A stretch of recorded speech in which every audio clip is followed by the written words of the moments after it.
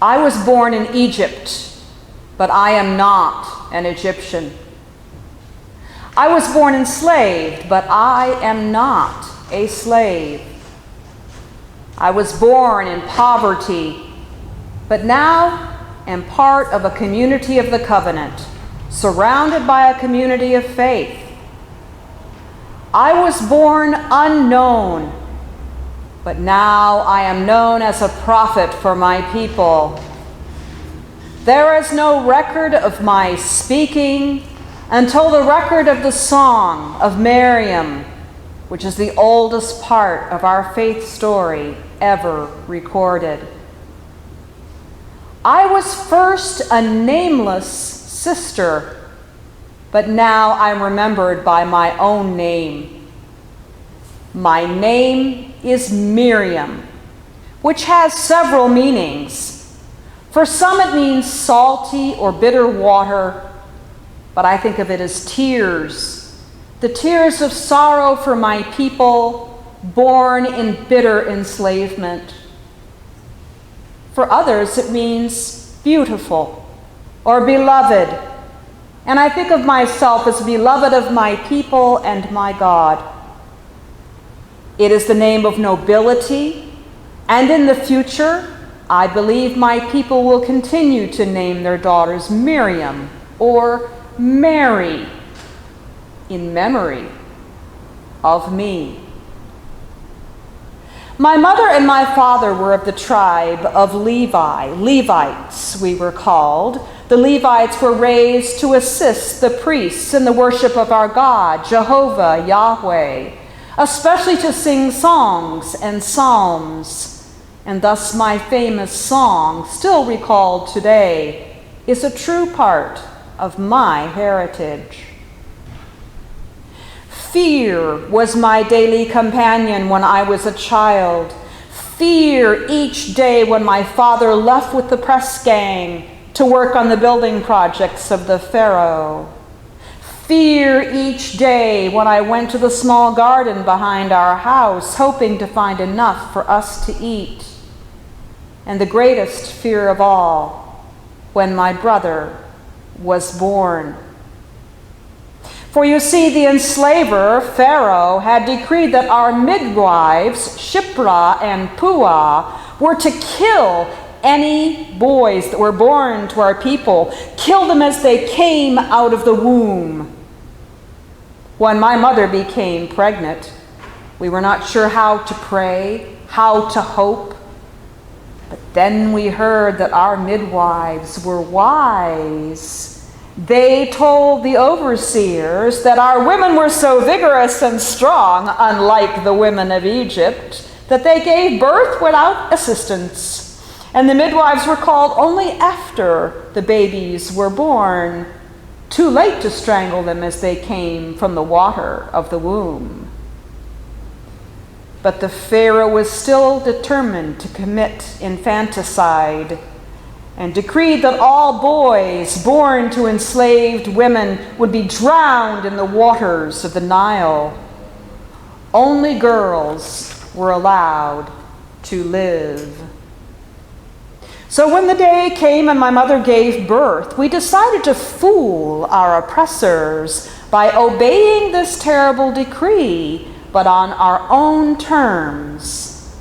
Mother and I made a basket of reeds, the same reeds to make large boats, and lined it with waterproof bitumen, a kind of tar, and pitch from local plants. I found a heavy piece of cloth, and we swaddled my baby brother and put him in the basket with a woven lid to keep the sun away.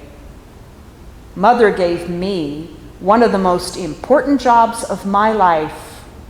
She put the basket in the reeds alongside the river, and it was my job to pretend to play or gather reeds, and at the same time keeping an eye on my brother. I had to take the basket back home every few hours so she could nurse, but all in all, he slept a lot of the time, and we were both safe. But then, The day came when I saw a crowd coming toward the area of the reeds where my baby brother was hidden. I wasn't sure what to do, and I thought it best just to hide and hope they would go by. But they began to linger and set up what looked like some tents and brought out some food from baskets. And before long, another group of women approached, and I saw a noblewoman at the head of the group, and I heard them say, "Here she comes, let's get everything ready." And I continued to hide and listen, and soon found out that the company was from the palace and that the woman was the daughter of Pharaoh. As I watched, some of the women began to wade through the reeds, coming closer to the basket. My fear grew when one of them spotted the basket and ran back to her mistress, pointing toward the reeds. I was truly terrified when they told the noblewoman to tell her servants to bring her the basket. They were a bit rough when they lifted the basket, and my brother woke up and began to cry, and I crept closer, planning to run in and grab him away if possible, as I truly thought she would order him to be drowned. But God, Yahweh, is good. And much to my surprise, once the lid was lifted, the princess lifted my brother out and cradled him in her arms. She took pity on him, and I seized my chance. I stepped on the reeds and I walked near. Since all the attention was on my brother, I was able to come within listening distance, and to my surprise, I heard her say, "This is one of the Hebrew babies." I mustered all my courage and spoke up, "Shall I go and get one of the Hebrew women to nurse the baby for you?" "Yes, go," she answered. So I turned and ran home as fast as I could. My mother was startled to see me coming without the basket, but I told her what had happened. Immediately, she left the house and we hurried back to the riverbank. Pharaoh's daughter said to her, "Take this baby and nurse him for me, and I will pay you." So my mother took the baby in her arms and nursed him. The princess allowed my mother to take my baby brother home each night and bring him back to the palace each day for a visit with the princess. While our fear was less, we were never able to trust that somehow the princess might tire of him, or she'd decide that he was not worthy of her love as he had been born enslaved. We had heard of other cases where young children had been taken from their homes and raised in wealthy households to be servants of the family. I worried every day, knowing that most Egyptians considered us to be not quite human, something maybe a little more intelligent than a cow or a lamb, but certainly made separate, both by our birth and by our religion. I knew, of course, that we were separate from the Egyptians, but not in the way they thought. My mother and father had told me stories of our heritage, how we entered the land of Egypt as a free people, coming at the invitation of Joseph, one of the sons of Jacob, to live during a time of famine. The 7 years of famine extended our stay, and our ancestors continued to live under the protection of Joseph, who had been chosen by God to save many generations. Life in Egypt was good, and our people had many children, and our numbers grew. It seemed that the prophecy that the descendants of Abraham would be as numerous as the stars in the sky or the sands in the desert was coming true. The land of Goshen was a place of safety and plenty. But as time went on, memories of Joseph faded among the Egyptians, and a new Pharaoh came to the throne who did not remember him. Many generations and 400 years of planting and growth and harvest and reaping had come and gone. The new Pharaoh was Ramses, son of Ramses. He moved the capital out of Thebes, located several hundred days' journey south in the Nile, and floated the riches of the empire to an area nearer the seagoing ships and trade along the great waters of the north. This brought him near to Goshen on the eastern side of his new capital and brought us within his gaze. "Look," he said to his people, "the Israelites have become far too numerous for us. Come, we must deal shrewdly with them, or they will become even more numerous, and if war breaks out, we'll join our enemies and fight against us and leave the country."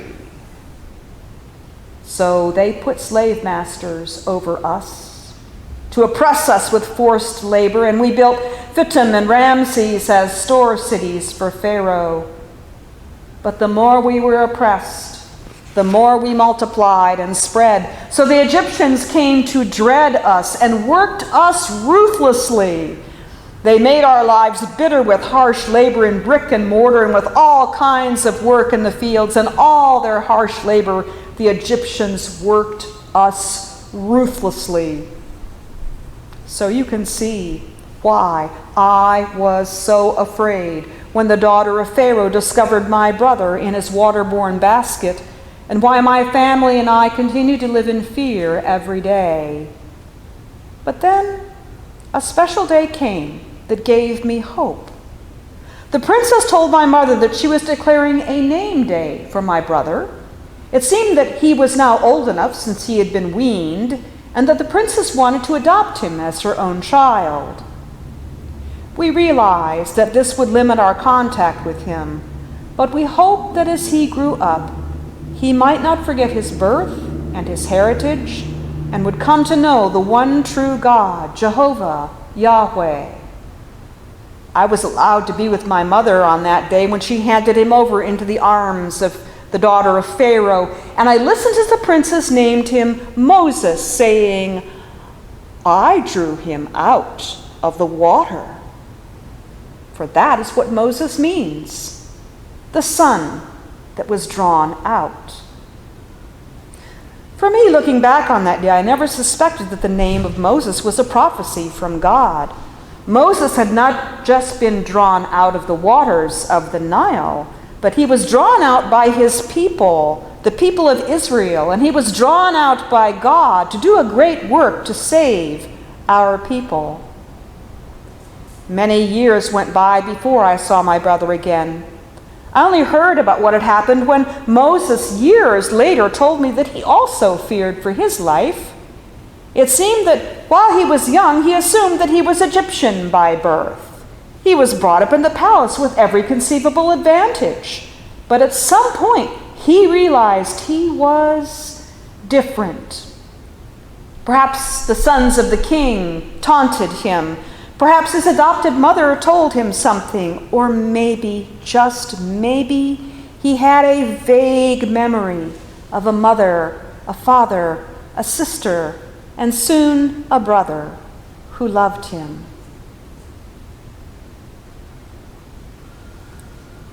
In any case, he grew into the knowledge that he was of our race, an Israelite by birth, one of the people of the covenant, descended from our ancestors Abraham and Sarah, Isaac and Rebekah, Jacob, Leah, and Rachel. He observed that the status of his people, their enforced labor and the mistreatment at the hands of their Egyptian overseers, and one day something inside of him snapped. He observed an Egyptian beating a Hebrew, and he felt a surge of kinship, not with the Egyptian overlord, but with the Israelite. Enraged, he intervened, and in the process he killed the Egyptian, burying him in the sands of the desert. The next day he returned to the site, and on his way he saw two Hebrews fighting. And he said to the one who'd started the fight, "Why do you strike your fellow Hebrew?" The man said, "Who made you ruler and judge over us? Are you thinking of killing me as you killed the Egyptian?" Then Moses was afraid and thought, "What I did must have become known." When Pharaoh heard this, he tried to kill Moses. But Moses fled from Pharaoh, running into the desert, and came to live in Midian.